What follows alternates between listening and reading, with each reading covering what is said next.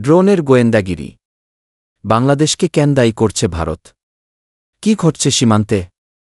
সাম্প্রতিক সময়ে বাংলাদেশ-ভারত সীমান্তে ড্রোন কার্যক্রম নিয়ে উত্তেজনা বেড়েছে।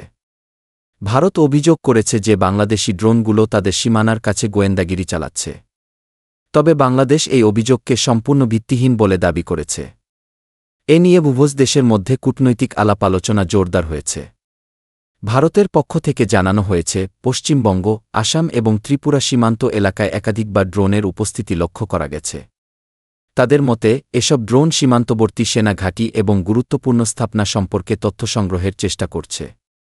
ভারতীয় নিরাপত্তা সংস্থা বিষয়টি গুরুত্বের সঙ্গে তদন্ত করছে এবং সীমান্ত এলাকায় নজরদারি আরও বাড়ানো হয়েছে। অন্যদিকে বাংলাদেশের কর্মকর্তারা স্পষ্টভাবে জানিয়েছেন যে তাদের পক্ষ থেকে কোনো ধরনের অবৈধ ড্রোন কার্যক্রম পরিচালিত হয়নি। ঢাকার পররাষ্ট্র মন্ত্রণালয়ের মতে, এ ধরনের অভিযোগের উদ্দেশ্য বাংলাদেশের সঙ্গে ভারতের বন্ধুত্বপূর্ণ সম্পর্ক নষ্ট করা। বাংলাদেশ সীমান্তে শান্তিপূর্ণ সহাবস্থানের পক্ষে এবং যেকোনো ভুল বোঝাবুঝি নিরসনে ভারতকে সহযোগিতার আশ্বাস দিয়েছে। বিশেষজ্ঞদের মতে, এই পরিস্থিতি দুই দেশের কূটনৈতিক সম্পর্কে নেতিবাচক প্রভাব ফেলতে পারে।